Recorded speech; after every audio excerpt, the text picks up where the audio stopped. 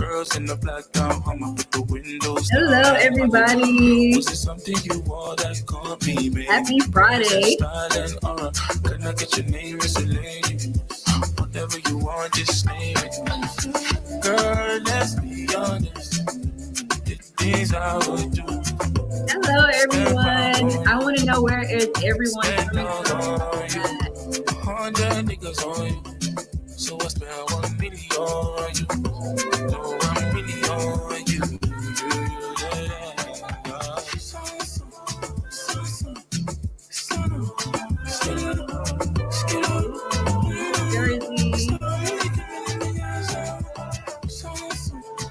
Okay, Kay, you're in Dallas. I am in Dallas too.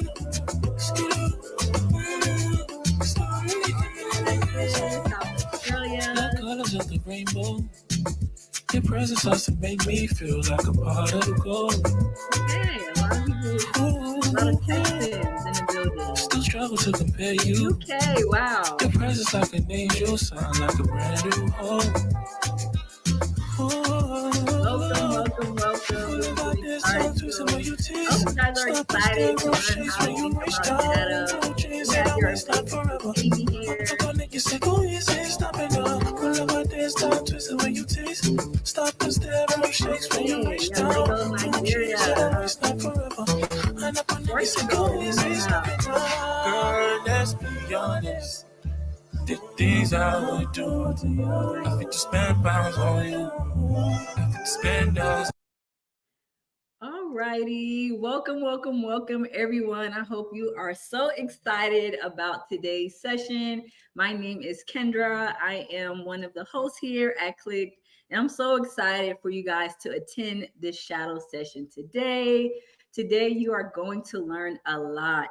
We are here for an hour, so it is jam-packed. So I hope you have your questions ready for Coach Amy, because we are going to learn a lot today and making sure that today would be effective and you apply a lot of the things that you learned today. So just introducing your coach, Coach Amy. She is a VP of Customer Analytics. Coach Amy, go ahead and tell all of the learners here a little bit about yourself and maybe like a fun fact. Okay, sure. So hello, everyone.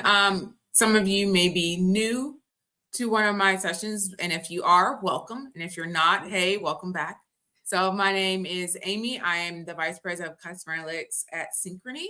And so I lead a team of data analysts and data scientists in looking at the overall digital customer journey. But that's the boring stuff. That's what I do in my day job. What I like to do and what I enjoy doing is really coaching and mentoring others and moving and understanding and becoming a data professional. Be it, yes, this is what you decide to do at the end of the day, or you step back and say, hey, I'm not interested in this because now I actually have a perspective that's kind of changed my mind. And that's okay too. But outside of that part as well, I really enjoy a host of different hobbies. So I'm into ceramics. So I do make my own like pottery pieces, so bowls and plates and things of that nature. I also am really big into weightlifting and strength training. My heaviest lift is about 105 pounds. It's a deadlift. As well as I study and practice 3 languages, not just coding languages, even though I have that too. But I do study and practice 3 different languages. So Mandarin, Chinese, Korean, and Japanese. And outside of all of that kind of like fun stuff and all those things about me, I just like to read. I'm an avid reader. I've got a couple of books beside me right now that I'm going through as well. So, and I'm a baker too. I enjoy baking. So that's just a little bit about me, a couple of fun facts about me as well. But I'm really excited to talk about our topic tonight, which is how to think about data. It is going to be a little bit different than your normal shadow session because I am going to be doing more of a presentation. This is going to be more effective because what I'm hoping that you get out of this tonight is a couple of different ways of thinking about data that you can start to apply. You can say, okay, this works for me or this doesn't work for me. Right? Versus you trying to watch and understand how I think. Because we're all people, we're all humans, we all think differently. So if you're trying to imitate how I work, because of what you've seen, it's probably not going to be effective versus you seeing different ways of thinking about data and being able to apply it in a way that makes sense for you. Wow. Thank you so much, Coach Amy. I'm so excited for you to tap into your presentation. And for everyone here, I see that everyone is so excited. Let's get ready. Let's start and dive in. So before we get started, you guys, I just want to set the agenda. Welcome to Click. I am curious because I always like to know if you are new here at the bottom on AirMe, you can send me some reactions. I see you guys already started. If this is your first time attending your experience here at Click, welcome. Put up some hearts if you're new. And if you are an active learner, okay, so we have some new learners here. Amazing. Welcome. If you have been here before, send me the wow reaction. Send me some love so I can see how many of you guys are here. Okay. So a lot of people have been here before, have learned some amount of great information from Coach Amy. So I love that. All right, so getting into the agenda. So first things first, I'm just going to introduce some of Click's principles and go over what to expect since we have a lot of newbies here for this shadow session and what you can expect. Number two, just to go into the experience, you are going to learn a lot from each other. So feel free to use the chat, put some griffies in there. I am looking forward to seeing a lot of the interactions in the chat. And then also you can use the Q&A button later on, the last 10 to 15 minutes in your shadow session. We are here for an hour. And if you even want to come on stage with me and say hi and ask a question, I would do that. All righty, let's go into our Click principles. So number one, we are here to learn from each other. There's going to be a lot of information in this session. And also towards the end here at Click, we really value feedback from each session so we can be better for next time. And number two, it's a safe place here. You would not be graded on anything. You would not be judged for any questions. We are all here in volunteering to learn and be better at our skills so we can advance our careers. And number three, have fun. I love music, as you can tell here at Click. If you have been here before, if you are new, we love to have a good time. We love to learn. So I'm so happy for you guys to be here and enjoy the time here. All righty. So what is a shadow session? So again, this shadow session, your coach Amy, she is going to present and go into a lot of how to think about data. So I want you guys to think about that. If you have any questions, use the chat. Any comments, use the chat. And again, you are welcome to join me on stage. If you are new here, there is a button where you can raise your hand and I will pull you up on stage and you can ask as many questions as you can. And just think about it. You get to learn from an expert. Think about it. You know, sometimes on the job, you can't really act your peers. Sometimes you can, sometimes you cannot. But this is an amazing experience for you to come in and ask all the questions you can so you can grow your skills. So let's get into it. I hope you guys are excited. I'm going to stop sharing my screen and go ahead and let your coach for today take over and teach you guys about how to think about data. The floor is yours, Coach Amy. Awesome. Thank you. So I'm going to share my screen and let me know when you guys can see it, okay? All good. Awesome. All right. So today's session, we are going to cover three main learning objectives. So the first is developing effective questioning techniques. So that's going to be key, right? When you get a new data set and you have no idea what you're looking at, it's going to be important for you to really ask questions to stakeholders as well as to other people who may have interacted with that data to understand it, and so that you can make accurate assumptions when you're performing an analysis. Then the next part is going to be master data assessment skills. So once you're asked questions, you've got some answers, now you're going to start to assess the data. So you're going to, of course, we talked a little bit about this last night, identify and address missing data, trace data origins, which a lot of that has to do with data governance, but we'll talk about that as well, and understand the broader context of data itself. And then the third thing we'll discuss is understanding and applying fundamental data approaches to various problems and scenarios. Now, it's important that even though this is ordered in 1, 2, 3, that doesn't mean necessarily the order you go in. You could do 3 and then 1 and then 2, or you could do 2, then 1 and 3. So any of these are very effective. It doesn't really matter the order necessarily. And also it doesn't stop. It's very cyclical. So you may start with 1, 2, and then ended 3, and you're at stage number 3, but you have to go back because something happened you don't understand, so you're back at 1. That's completely normal as well. So do not take the numbering as if to mean it matters, right? So this is not ordinal. Order doesn't matter here, but this is just kind of the order we're going to go into tonight. So let's talk about the stakeholder interview, which is your questions. So when you're asking and talking to stakeholders, you want to kind of look at questions in 4 different ways. You have your open-ended questions, which have the purpose of encouraging stakeholders to provide detailed and nuanced information. So you got a brand new data set, you have no idea what's going on with that data set. You can go to your stakeholder and say, okay, I've got this data set. Can you describe, when you're asking me to pull this data, can you describe the business problem you're trying to solve? That can guide you into what kind of analysis you should be performing, what kind of data assessments that you may need to look into, things of that nature. The second kind of question are clarifying. So you want to ensure you got a clear understanding of their requirements and expectations. You never really want to start work necessarily unless you know what the stakeholder is actually looking for and you understand it. No different than if you are, for example, reading or taking a test, right? And teachers always say, read the question, make sure you understand the question. It's the same thing here. You're clarifying to make sure you understand what's being happened, especially if they're using terms that you have not heard of or used before. Like, for example, churn, attrition, great.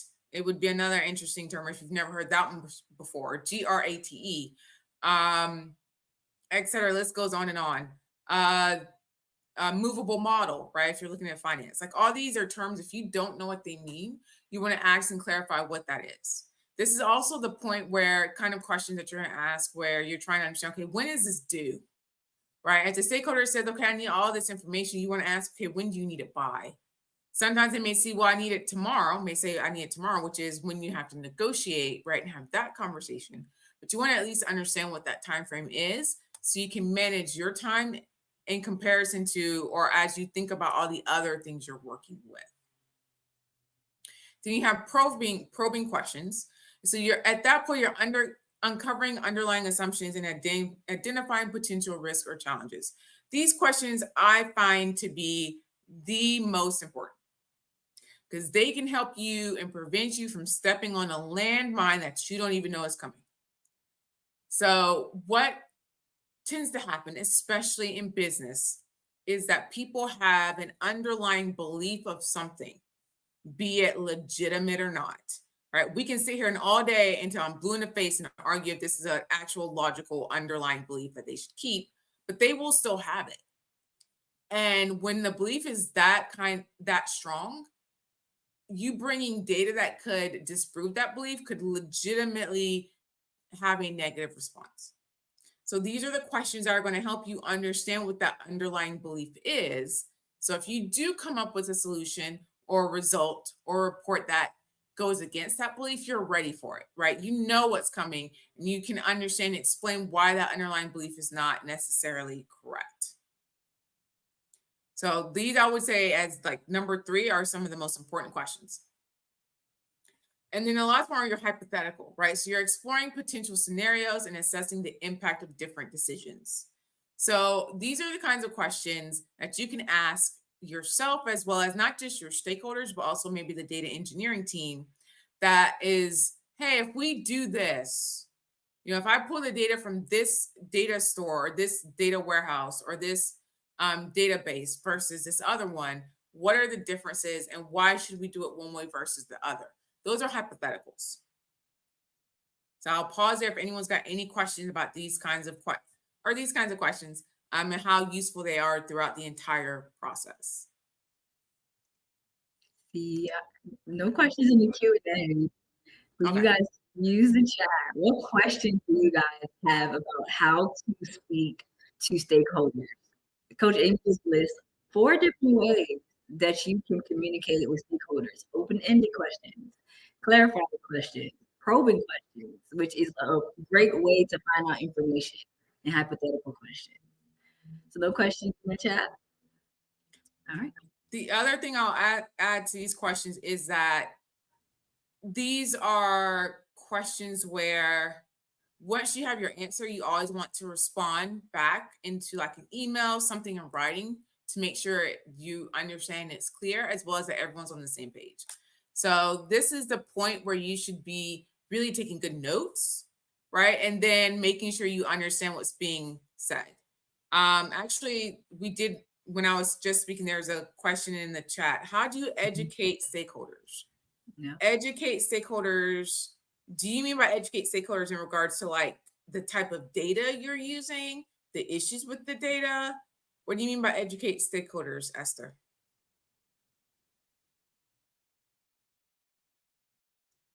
If you can clarify that for me. See, clarifying question. What do you mean by educating stakeholders?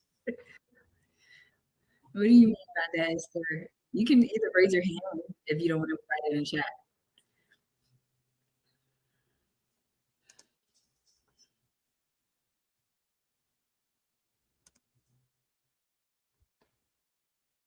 I'll go to the next section, and Esther, if you can come back and let me know what you mean by educating stakeholders so I can answer your question, okay? So let's talk about the data assessment. So this part is, I like to call this the detective work. And the part of this is the identifying missing data, which we talked about in my last session I did on Wednesday.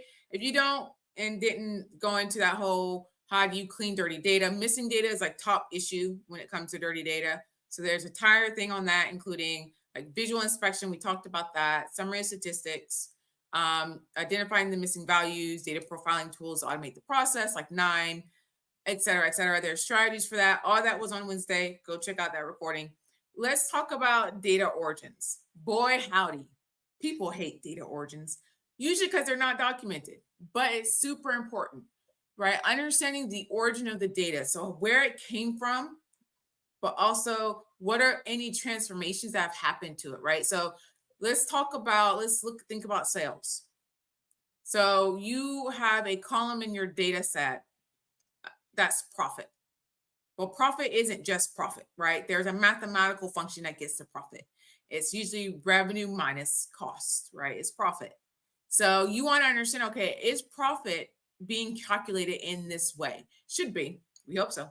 But maybe you're in a really complicated business where you've got issues like transportation expense, right? So you've got revenue minus your operational cost minus your transportation expense. That could be profit. So that's part of your data origins, and understanding that is what goes into making some of these data pieces that are already created, understanding that. So you understand the source and the lineage of that data. So data lineage is really understanding, okay, like I described, how I got from point A to point B to point C to what you're looking at.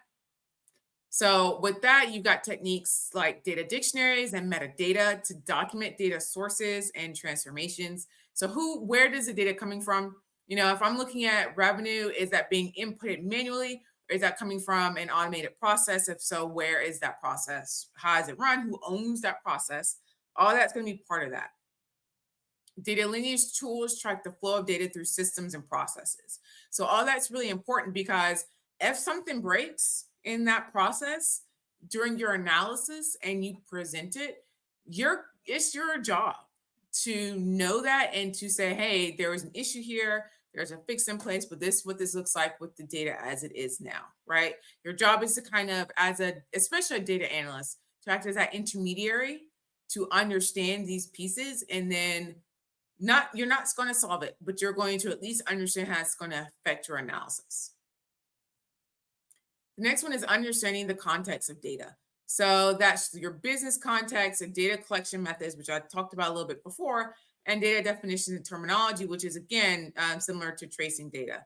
The business context, I cannot stress enough that the business context is going to guide a lot of your analysis and also the data that you're going to pull and use, right? So if you're in the middle of if you're working at a company and they're in the middle of business plan, they're going to be asking certain questions, and it's going to be repeated, right? They're going to ask the same questions, because business plan is all about planning for the next year. What do business try and plan for? They try and plan for maximizing profit, which is either increasing revenue, decreasing costs. They're going to try, of course, and then you look at variables that feed into generally those two areas. So if you're decreasing costs, maybe it's negotiating better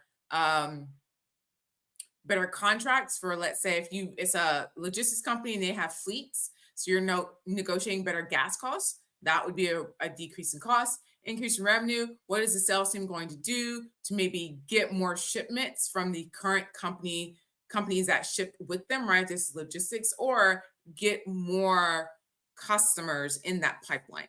So all of that feeds into understanding that. And if you can understand that business context, you'll start to be able to pull data like that, and you won't even have to think twice, because you'll know what's going on and you'll understand what they're trying to accomplish. Now, it doesn't mean you don't ask your stakeholder questions.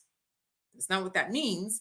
That means that you can spend less time asking questions that may be kind of obvious to an extent, and spend more time asking questions that really dive deep into understanding the business, and you can draw really important actual recommendations and insights.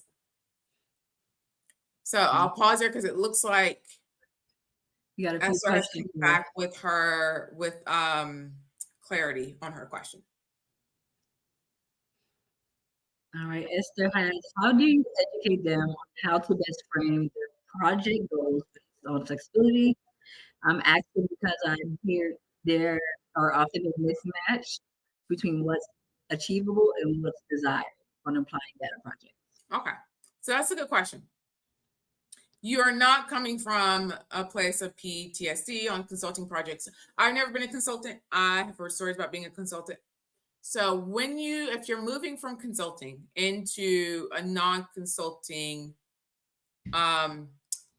job, things are going to be very different. And from what I've been told, people who've gone from consulting to non-consulting were kind of shocked. They went through a little bit of a culture shock.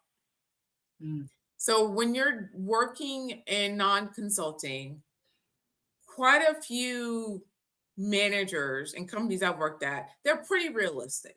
They know what's actually doable. Like they know, right? But if they don't have a clue, it becomes your job to do that. Excuse me. And because you're the SME, right? So in other words, you don't have, in most cases, a project manager standing between you and the stakeholder. It's just you and the stakeholder. And the expertise as a data analyst is that you're going to interact with your stakeholders. So if, let's say as your manager, let's play a scenario. So Esther, I'm your manager, right? And I got, there's a project coming down the pipeline. I give you the top line of that project coming down, the pipeline of what they're expecting, what I understand it, that kind of thing. My expectation is you're going to schedule a meeting with the stakeholder, and you're actually going to sit down and talk to them and ask them these kinds of questions. And then at the end of that, you would come back to me and say, okay, here's what also I understand. Here's what I think is feasible. And if it's outside of the ballpark that stakeholder is looking for, it becomes then my job to say, hey, you know what? This is what we can deliver based off the timeline or what you're looking for. If we can do this other stuff, then we'll try and look into it. But we can't guarantee that, right? We deliver those timelines, and management generally sticks by you. And I say generally because there are some exceptions. Big one's going to be who's actually making the request. Like if it's the CEO, we're going to figure out a way, right? There's not a single solitary manager out there who's going to be like, go to tell CEO no, unfortunately. But in most cases, that's how those conversations goes. So when it comes to like feasibility versus what they actually want, it's a conversation, it's a dialogue. And no one's going to say you're a bad data professional because you said we can only do A and B and not A, B, and C. I've never been told that ever in my life. So it's a little bit of a different ballgame when you're coming from consulting to non-consulting. There's a bit more freedom, but with that freedom comes expectations, right? So even though, yes, you're not having to log all your time, right? You're not having to log every minute of what you're doing all the time and break it out into chunks. Because you don't have to do that, you are now in control and responsible for that time. So that means if I was your manager and I'm checking in on you and stuff's still not moving, we're 3 weeks in, I'm looking around going, okay, what's wrong? What's the problem? Walk me through why this is not done. Walk me through it, right? You don't want those conversations to happen. So there is going to be, I think, for you, Esther, if you're coming from consulting and you're looking at non-consulting, there's going to be a culture shift that you're going to have to adjust to, right? That's going to be different than consulting. but it's one that you can definitely start to enjoy. Just be careful that you're not gonna, just be careful the pitfalls that can come with that culture change if you're not careful and paying attention. That was a long answer to your question, but I hope that helped. She sent you like the love emoji. So I hope Okay. that help you feel better about the culture aspect. But we do have, it's up to you, Amy, we will circle back later. But we have a lot of questions regarding your first slide and probing questions. You want to answer Okay. that later? Yeah, sure. So let's go back, probing questions, okay? Yes. So we have right here, this, but the questions you can ask the data analyst depends on your knowledge of the domain. What if you have limited domain knowledge? So the questions you can ask is dependent on your knowledge of the domain. What if you have limited domain knowledge? That's why you ask questions, right? So you're gonna, sometimes the simplest questions are not the worst questions, right? So you can come into a new business, you've got some domain knowledge, but little to none. Your job is to ask questions so you can have domain knowledge. That's the point. So the example I gave you, or I said before, is sometimes people have weird terminology for profit. And before I said the word, the acronym GRATE, GRATE, that is gross revenue after transportation expense, which is profit. Now, your girl here was sitting here spelling that GREAT for a solid 3 months and going, why are you talking about this is great? This is bad. This looks bad. And so then I finally asked the question, and it was spam. I was like, oh, that's what that means, right? The expectation as a data professional coming into a new domain is you're going to ask questions. It is what it is, right? That's kind of what you're supposed to do. If you're a data professional, you're not asking questions, you're not a data professional. So limited domain knowledge should not stop you from asking questions. So my takeaway for everyone here, Coach Amy is telling you, do not be afraid as a data professional to ask questions. It is part of your role. I love that. So going on to the next question, we have, what was that? I said, oh, CrowdStrike, that incident. I was a little hesitant about bringing it up, but I think it's a good question. How would you word a probing question about a sensitive topic like CrowdStrike incident? So the CrowdStrike incident, which, by the way, for all my people who work in some form of security, when that happened, y'all were in my thoughts and prayers. Y'all were struggling. So if I was going to ask a question about the CrowdStrike incident, right, and let's just say it had something to do with I was working with a cybersecurity professional, and I knew they were cybersecurity. I'd gotten all the documentation to certify that these people were in cybersecurity so I could give them this information, right? So let's just go ahead and say I've dotted my I's and crossed my T's. So I'm not getting in trouble for nothing, right? So I know what I can and can't do. And I had to ask them about CrowdStrike. I would say, okay, based off your request, you're looking for this data, right? So always starting with the clarifying piece, right? However, due to the CrowdStrike incident, blah, blah, blah, blah, blah, are there, in your opinion, any regulatory compliance considerations I need to think about in regards to handing this data over to you that may put this outside of the scope of your responsibility? That's how I would ask that question. And then I would take back their response, type it up, write it in an email, and then CC my manager, say, okay, thanks for the conversation per this, here's our next step of action. Let me know if you have any questions or if this is not correct. And that would be it. Love it. And like I mentioned, this is a safe place. So Kyra looks in the chat. But hopefully she answered your question. We have, make sure, okay. Let's show one more. Okay, what tool do you use to transcribe and taking notes during stakeholder interviews? So I am old school. I use these tools called pen and paper. In particular, sticky notes. I'm a big fan of the sticky notes. They even have sticky note pads with the little lines on it, y'all, so I can write like in a straight line. I'm very happy about this. So I do. I'm old school, right? I will write this stuff down. If I'm not, if this is more, I can't even say if it was a virtual scenario because I work from home and I still have sticky pads by my computer. And I use pen and paper and then I transcribe that and type that up into a format that generally works really well for me. So I'm a pen and sticky notepad person. The only time I know that school is starting is because the back to school sales start and I stock up on sticky notes and pens. Like that's just how I am. Use whatever tool works for you is basically what I'm saying. Long story short, right? Whatever works for you is whatever works for you. Thank you so much. I hope that answered your question. And if you guys have any more questions in the Q&A chat as Coach Amy continues her presentation. But that's all from me, Coach Amy. Continue. All right, so let's get back to, we were in data assessment. So I think we covered that. Don't know if there was any questions on data assessment. But let's go into fundamental data approaches. So this is now where you're going to actually start putting kind of like the rubber to the road. So these data approaches, by the way, I've talked about, some of these have talked about in detail. So, but we'll still go over them. So the first one is, there's basically four, right? Four fundamental data approaches.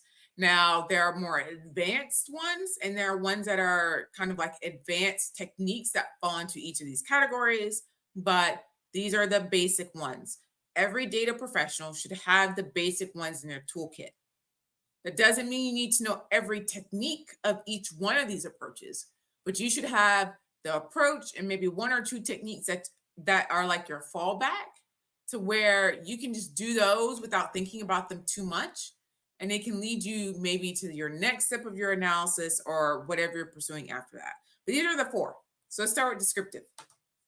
So descriptive analytics is basically the process of summarizing and describing the main characteristics of a data set. So that's your summary statistics. I talk about the mean, median, mode, standard deviation, visualizations. This is great because it provides like a basic understanding of the data. It's easy to implement and interpret. This is also a good way, I call them gut checks. These are your gut check stuff. This is okay, before I've done anything to this data, understand the data lineage, I understand if there's problems to it. I haven't even done any cleaning to it. Here's what the basics look like. And then once I start to cleanse it, here's what the basics now look like. There shouldn't be too much of a change because you're not doing analytics on the basic stuff, right? You're not doing that. But at least I know I haven't done anything that could cause me to lose important data. But the issue with descriptive is you don't really stop there.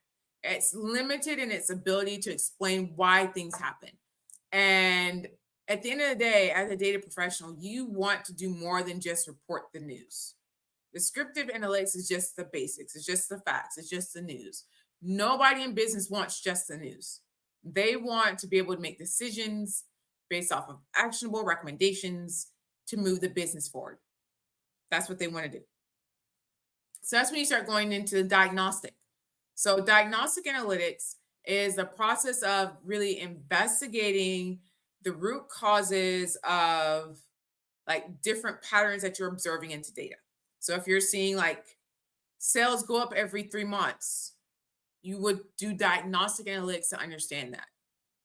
So that's like looking at some techniques is correlation analysis to identify relationships between variables. So do sales go up every 3 months because there's an important holiday and a lot of people buy from your store? That would be a diagnostic analysis. That's really great if you're trying to understand why and what factors are driving outcomes. And so that way you can have more targeted interventions. And that does not always, in the examples I've been giving you, have to be positive. It can be negative. So you can say, well, we continue to have issues with quality in this facility. I did diagnostic analytics, and it turns out that the facility is not, the people in the facility aren't doing their training on time. As such, they don't understand the regulatory framework that they're in. That's a negative, right? So you would have an intervention where you're changing that culture within that building or facility. So that would be a way to do diagnostic analytics as well. This is all, again, I enjoy a good diagnostic analysis because it really drills down into the important variables of what's driving something so a change can happen, right? Which is really important. But the cons of that is it can actually be complex and time consuming. Like drilling down into figuring out why certain things happen when there's so many different variables and some of those are outside of your control takes time. I cannot stress that enough. And there are a lot of things outside of your control. You could be sitting here and analyzing why do people buy, why are there upticks in your store every 3 months? And it could be, well, it just so happens you're in an area where, or you're in a region as well, that there's a really big holiday every couple of months or so. So people are preparing for that holiday. That's good to know, but can you control holidays? No, you can't. You can't control the calendar. So you can't make a change based off of that necessarily. So that's going to be something where you have to understand that, yes, I can continue to drill down and understand, but is this something I can make a change to? And that may also require skills and capabilities and specialized kind of techniques or tools. So for example, a really good diagnostic analytics or analysis that people do is called seasonality, where you understand the trends, and that usually is done around, I keep bringing up sales and revenue to understand, okay, when does it pick up and is that normal? And then when does it go back to a steady state, right? But if you don't understand tools that can help you do a seasonality analysis and then predict that, it can be kind of complicated. So that's your diagnostic. The next one is predictive. And so when you're predicting something or predictive analytics, the purpose is really using historical data. So you're looking back to forecast the future. So this is where you start to get into regression analysis to model relationships between variables and to make predictions. Usually regression is numerical. So right, so your Y is a numerical variable and you're making a prediction for the future. Time series is another great way to forecast future values based on your past trends. So that would be also, you could technically speaking classify seasonality in there as well if you're going to use seasonality to predict when if seasons change, if sales change based off of a season, what that looks like. And so that would be certain holidays move based off of the calendar, lunar calendar. Seasonality is great for trying to predict what that looks like based off of changes in that calendar. This is an amazing technique if you're trying to be and ensure proactive decision making and you can identify potential risk and opportunities. So if you're looking and saying, okay, I know we get really busy around the holidays and we just open a new store, let's say in mainland China, and they have like the Chinese New Year, etc., right, which varies because of the calendar that it's on. I can use predictive analytics to understand that potential opportunity around the holiday and then plan accordingly. But the con of that is it relies on assumptions about the future. So we are not, no data professional has a crystal ball that's 100% accurate. Trust me, if that was possible and that was me, I promise you I would have won the lottery years ago. But unfortunately, we can't do that. So there's underlying patterns that could be sensitive to change that could definitely affect your model. So if you're trying to predict, let's say, voting, right? How many people vote? Well, changes in the U.S. Postal Service outside of your control, and they're usually not announced, 2-3 months at a time. There's whispers of it, and then it just comes out like a wrecking ball, right, in the news, could change your pattern, could change your underlying assumption, as such could change your model. So that's an example of how that would work. The last approach is what's called prescriptive. Prescriptive is much more complicated and it's very computationally intensive. So that's those are two issues with it, right? It takes a lot of compute power to do prescriptive analytics well. And you need a deep understanding of the problem context, so what the problem is you're trying to solve, as well as an understanding of issues that can come with data like bias, etc. But prescriptive analytics is the process of suggesting optimal actions to take based on predicted outcomes. A great way to think about that is, let's say you're trying to optimize the route you drive to work, right? And you've got all this data because you've been driving to work, and you've been working at this place for like 4 years. So now you want to prescribe the optimal route for yourself. You have a deep understanding of the problem context. I want to get to work faster. Okay. If you like work like that, that's fine. But you also want to avoid traffic as well, right? So that's another problem context to understand. Then you can prescribe, maybe build a model that prescribes that, which is a simulation is a great way to do that. To prescribe, okay, if I leave at 7 o'clock in the morning for work and simulate your commute to work based off of historically what you've seen in traffic data, right? And then prescribe if that's going to be your best route. So should you get on the main highway or should you take the back roads or should it be a combination of any of those things? That's honestly how like a lot of the, not even a lot of them, like a good chunk of our mapping software, like Google Maps, etc., use prescriptive. When they tell you, hey, you should take this route, we estimate it's going to take that much amount of time. They're prescribing a route to you. And then they're predicting how much time it's going to take. And then based off of traffic patterns, we're updating that prediction and prescription consistently. That's basically how those work. Again, examples of that is optimization is another one, optimization algorithms and simulation models, as well to explore the impact of those different decisions.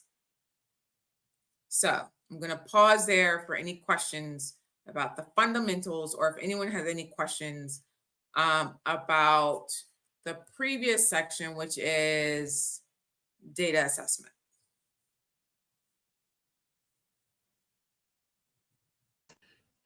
I don't see any questions in the chat. Nope. Let's see here. I'm looking at the chat too. Oh, someone asked, as a junior, would you be talking to stakeholders or doing more tasks behind the scenes? Depends on your company. I know when I was first starting out, I was definitely talking to stakeholders. I was definitely in those meetings, but it does depend on the company that you're at. Have I been in a role where I wasn't talking to stakeholders? I can't think, there's not been one where I haven't. As a matter of fact, there have actually been roles where I was not in the room and the stakeholder specifically asked for the data professional on their team to be in the room. So they specifically will ask for you. Interesting enough. Because they know you need to be there to understand what's going on. That's one less meeting for them, in all honesty, right? Because if you're not there, they're going to assume you're going to make a meeting and they're like, I don't want another meeting on my calendar. Bare bones facts. So there's not been one like that I've seen. The data assessment slide. So let me go back to that slide. This one. Yeah, 3-step data assessment process. Can you go over a bit into some techniques of the visual aspect of a data set? So the visual aspects of data set. So I know, and I do recommend everyone, the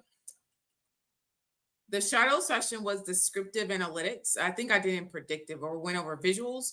There's also one where we did dashboard creation is another good one to check out for visual aspects inspection of data sets. That's exactly what you think it is, right? It's like charts, graphs. In particular, histograms are a fan favorite here. Those would be a good way to visualize your data, to understand your mean, your mode, what your distribution, is it skewed? Do you have kurtosis? That would be a great visual to use there for your visual inspection of data set. But again, visual inspection is not, again, I emphasize it's charts and graphs, particularly graphs. It is not you looking at millions of records. It's you're putting in a chart or a graph that makes sense, that you can visually see what you're looking at here, right? Sometimes it's as simple as making an actual pivot table, and you can, and then filtering it for showing all how many records have nulls. So that shows at the top. So if you got, let's say 5,000 records and 200 of them have nulls, just filter the pivot table so nulls show up at the top so you know what you're looking at. That's a visual inspection. Very quick, very dirty.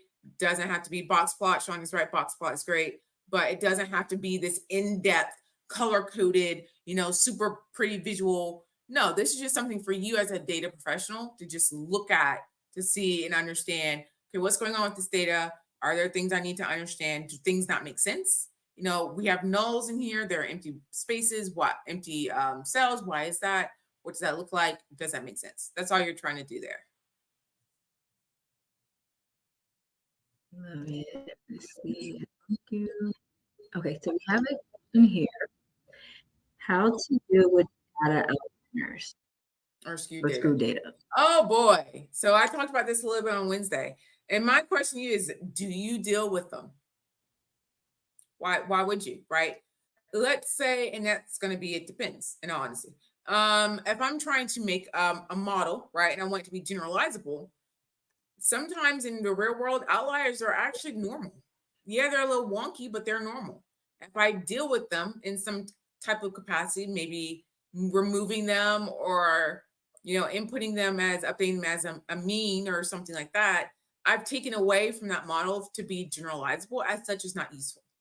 And this is something I haven't said outright recently, so I'm going to say it outright right now. When you build models, your models should not be perfect. Perfection is not what you're looking for when it comes to models in any way, shape, or form. You're looking for generalizability. That means that sometimes there are data outliers. Sometimes your data is skewed. Maybe that's actually kind of normal for the business that you're in is skewed, right? Maybe your business specifically functions such that skewed data is more common versus Gaussian standardized data. There's nothing wrong with that. You need to note that there's nothing wrong with it. So I'll go back to the question. Do you deal with data outliers? I don't know. It depends.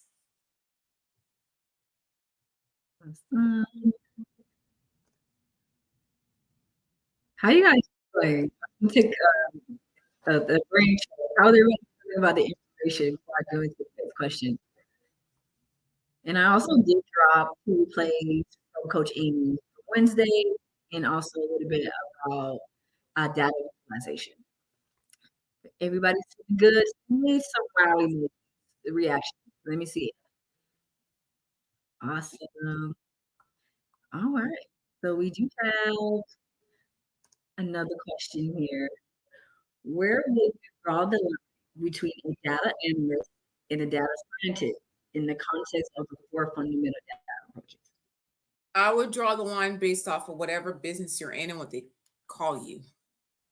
So there is no set line in regards to which is which, unfortunately, right? I've seen titles called data analyst. I'm like, I don't even think that's I think that's a data engineer, but they will call it a data analyst, data scientist. So I don't necessarily draw a line based off the fundamental approaches. You could draw a slightly light beige line based off of a skill set, like the skills you have as a data analyst versus a data scientist. But even then, that line is becoming less and less clear versus reality, right? So it's really going to depend on whatever business that you're working for and what they call you. I can't stress that enough. I've been called a program manager, and I have not been, which I've done program management, and I was actually program manager, but I was also the data analyst, but somehow that was also for program management. I was, what else have I been called? I've been called I was a supervisor at one point. Guess who was still doing data scientist work? I was. But yeah, I'm a supervisor, again, which is fine. I enjoy the work, but it depends on what that company is saying your title is and the work. Again, there's a gray line that's kind of fuzzy if you're looking at skill set, but not necessarily in the data approaches. I really like that question. Just to piggyback from you, Coach Amy, I actually had that experience where I got a role as a program manager, and I was so excited that I was going to work on SharePoint based on the job description. And I started the role, and it was a data analyst role. I was working on Power BI. I'm like, where's this the job description? So I like this question because it's very relatable. Let's see, any more questions in the chat? No, you're free to continue. Okay, so let me, hold on one second.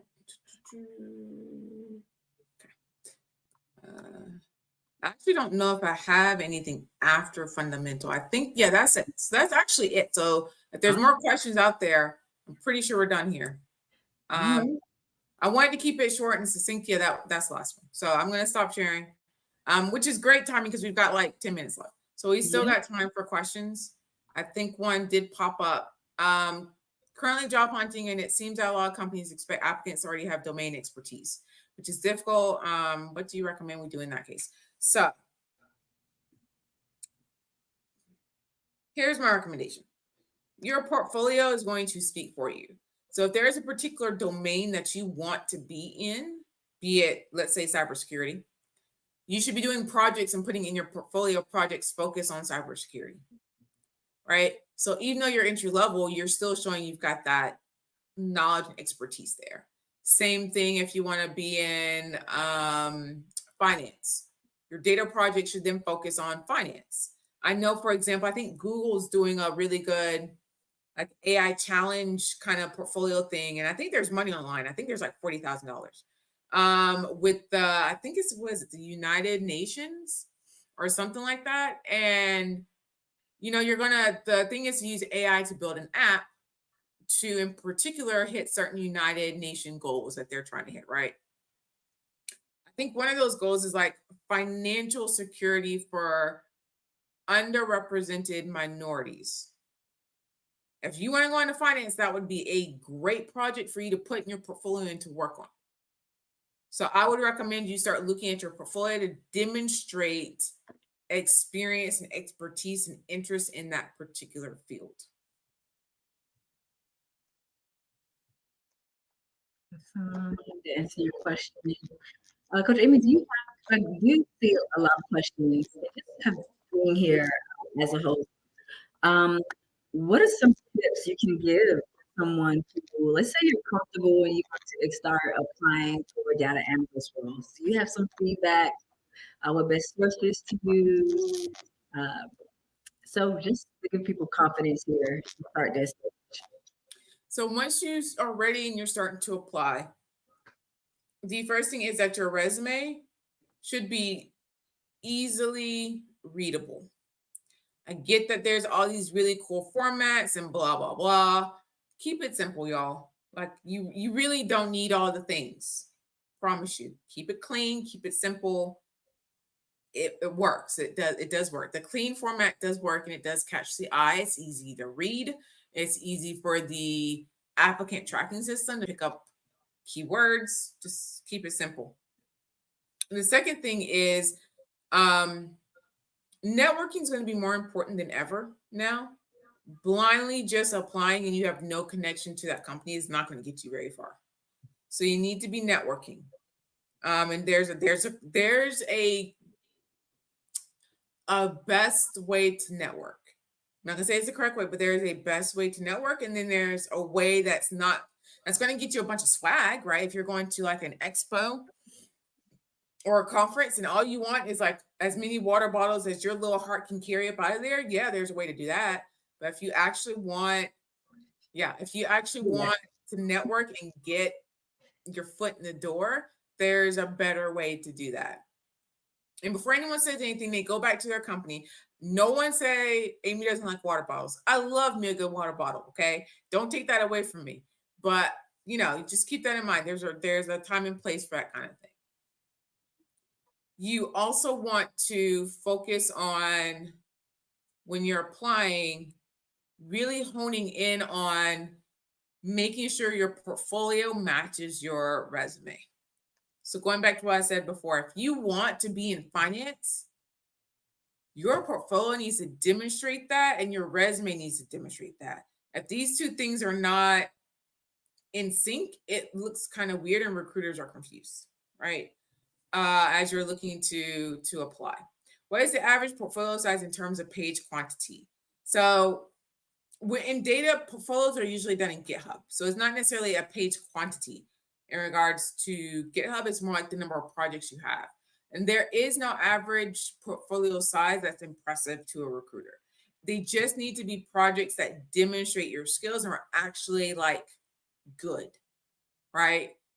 If you want to go into, let's say you want to work at Google. You want to work at Google, in particular Google DeepMind, right? Which is their heavy duty AI machine learning, like they submit research papers that change the world. Part of Google, right? Your portfolio better darn well demonstrate that you can submit a paper to a really big conference that can change the world, right? So that means you need to be showing you can do research. You need to be showing that you can build these models. You need to be very technical. You need to understand that. You don't need 20 projects to show that. If you got, because of how the complexity and what they deal with, 3 or 4 may be fantastic for that. And that's it. That's maybe all you need. So again, it's going to depend on what you're trying to do because there's no set size. Just another follow-up question. How many projects do you suggest we do on average? Depends on, again, like what you're trying to pursue, where you want to go. So there's no set number you should do on average.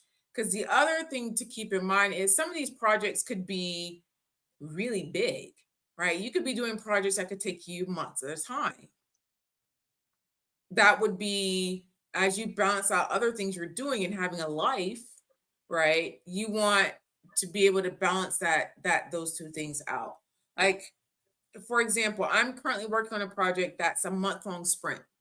And they said, it doesn't matter what you do, at the end of the month, we're cutting you off, which is fine, right? But that also means, okay, I'm going to do the best I can in the month, and that's it. And that's completely acceptable too. But when I'm working on my own personal projects, I may work on it off and on. I may just be like, hey, I want to do this really quick article because I think it's really important. And that may be a project that I add to my LinkedIn, perhaps I worked on, or that I worked with someone else on, and that's it. So that's, again, something really quick that I did that maybe took me 3 weeks. And it's not a lot. I'm doing maybe 1 or 2, depending on what I have and what I have going on. Sometimes I don't do any.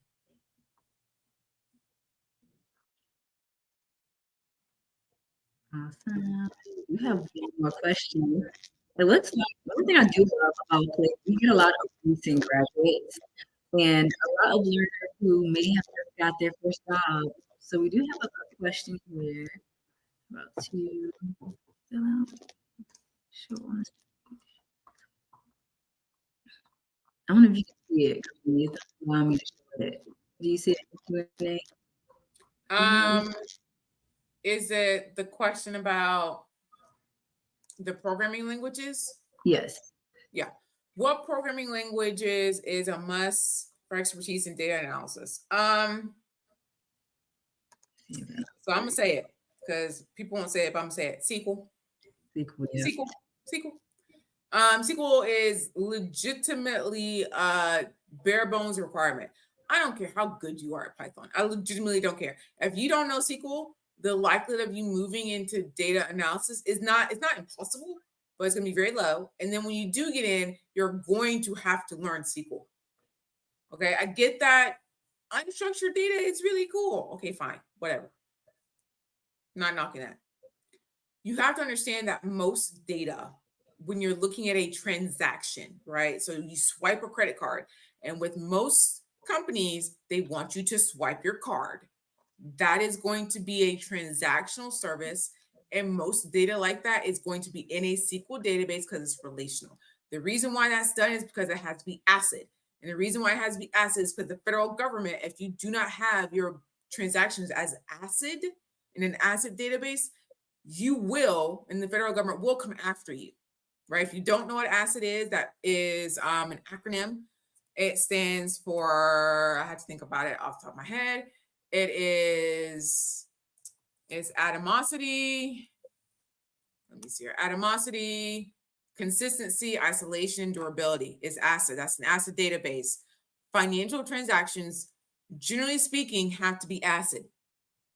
If they are not ACID transactions, when you are audited, because the company will be audited, the federal government's going to go, oh, swear. Let me hit you with these fines real quick. Like, that's something very serious across the board. So that's why SQL is key, because most databases that are ACID are relational. There are some databases that are out there that are ACID that are not only SQL, that are not relational necessarily. They do exist. They are expensive. So most companies generally will default to a SQL database, which is usually ACID. So that's why I would argue SQL. And after that, you should be going into Python afterwards. Awesome. So I did drop in the chat. We do have a shadow session coming up at the end of the month. So I do encourage you to sign up for that experience just so you can learn and advance your skills in SQL. But I went by so fast. Oh my gosh. So just last feedback from you, Coach Amy. I hope you guys have learned a lot today. What are some feedback? We learned a lot today. We learned about probing questions. We learned about how to ask the right questions to stakeholders. You actually was honest, and that's one thing I love about Coach Amy and here at IBM. Keep it real here. She mentioned to you how important it is to network to get a new job, and she also give you guys some input to be better at SQL. What are some last feedback Last feedback I'll give everyone is everything I've shown you today is a way of thinking, right? It's not the only way. It is a way of thinking. And you don't have to go in any order. And you may not, in certain cases, use everything I've shown you. And that's okay. That's completely, totally, utterly normal. I would recommend that as you approach different problems, you really think about some of these things I've shown you and say, okay, how is this applicable here? Is this a mindset or methodology that I can use? And if so, how do I go about it? So that's what I would just take away from that, using this as more of a kind of like a mind map to get you started. Awesome. All right, you guys. It is a wrap here. If you are new, I encourage you guys to sign up for more experiences that we have coming up. And then also, if you're looking to build a cybersecurity, it is Cybersecurity Month, and we do have a huge sprint coming up. So I encourage you guys to sign up. Again, thank you so much to Coach Amy. Thank you guys for being here today. And enjoy your Friday. Bye,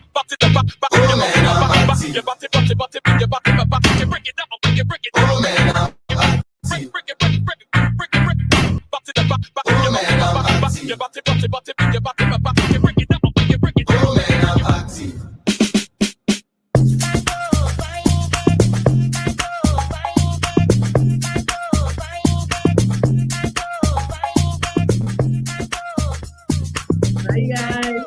Happy Friday.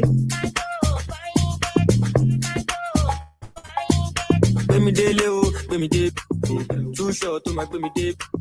Too sure you work on my table. Straight forward, I don't get to Lego. Yeah, yo. 247 me a day, yo. You know strong, make you do for day, yo. Mungo no me day, yo. Can't go. Muduro, can't go. Oti betting, Moti Sanleo. I've been active, I can't miss Sario. Mudo, Sario. Hey, give me a check, I you. I you can't low, I could say you.